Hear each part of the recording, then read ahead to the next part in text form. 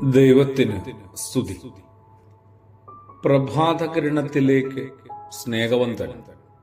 ഭാഗം 1805. ഇന്ന് ഡിസംബർ മാസം 9-ാം തീയതി 344-ാമത്തെ ദിവസത്തിലെത്തി. ഒരാളുടെ ആത്മീയ പാകതയും ഒരാളുടെ തന്നെ ഭൗതിക പാകതയുമൊക്കെ ഒന്ന് അളക്കാനായിട്ടുള്ള പല മാർഗങ്ങളിൽ ഒന്ന് എന്താണെന്നറിയാം. ഏറ്റവും മികച്ച അളവുകോൽ കാത്തിരിക്കാനായിട്ട് എന്തുമാത്രം സാധിക്കുന്നുണ്ടെന്നുള്ളതാണ്. അതും പ്രത്യാശയോടുകൂടി കാത്തിരിക്കാനായിട്ട് ഒരാൾക്ക് എന്തുമാത്രം സാധിക്കുന്നു എന്നതാണ് അയാളുടെ പാകത അളക്കാനുള്ള ഏറ്റവും നല്ല അളവുകോൽ.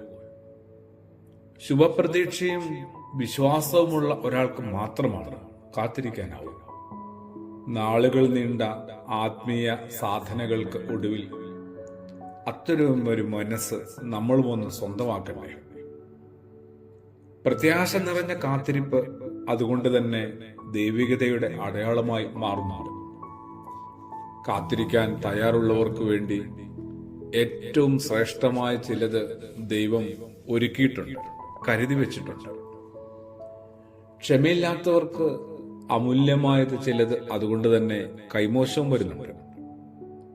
സ്കറിയ പുരോഹിതനും ഏലീശബായും അവരുടെ വാർദ്ധക്യത്തിൽ പോലും അവർ പ്രത്യാശയോടുകൂടിയായി. അങ്ങനെയാണ് അവരുടെ ആത്മീയ ജീവിതത്തെ സമർപ്പണത്തോടുകൂടി നിർവഹിച്ചത്. പെട്ടെന്നുള്ള കാര്യസാധ്യത്തിന് അമിത പ്രാധാന്യം നൽകുന്ന ഒരു കാലഘട്ടത്തിലാണ് നമ്മൾ ഓരോരുത്തരും ജീവിക്കുന്നത്. പലർക്കും കാത്തിരിക്കാനായിട്ട് തീരെ ക്ഷമയില്ല.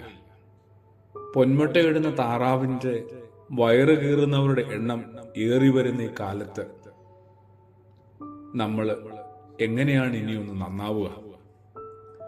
വിളവുകൾ പെട്ടെന്നുണ്ടാകാൻ രാസവളങ്ങൾ ഉപയോഗിക്കും.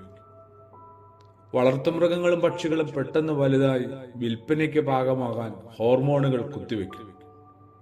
സൂപ്പർ ഫാസ്റ്റിന്റെയും സൂപ്പർ സോണിക്കിന്റെയും ഈ കാലഘട്ടത്തില് കാത്തിരിക്കുക എന്നത് സുഹൃതമായി പോലും ആരും പരിഗണിക്കുന്നില്ല. എന്തിനാണ്? ഫോണിൽ നെറ്റൊന്ന് സ്ലോ ആയാൽ പോലും നമ്മുടെ ക്ഷമ നശിക്കുന്നുണ്ട്. കാത്തിരിപ്പ് പക്ഷേ പ്രപഞ്ചത്തിന്റെ തന്നെ ഒരു അനിവാര്യതയാണ്.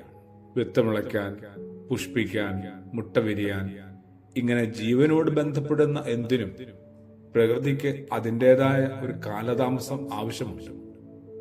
ഒന്നും വേണ്ട, അവനവനെ നോർത്താൽ മതി.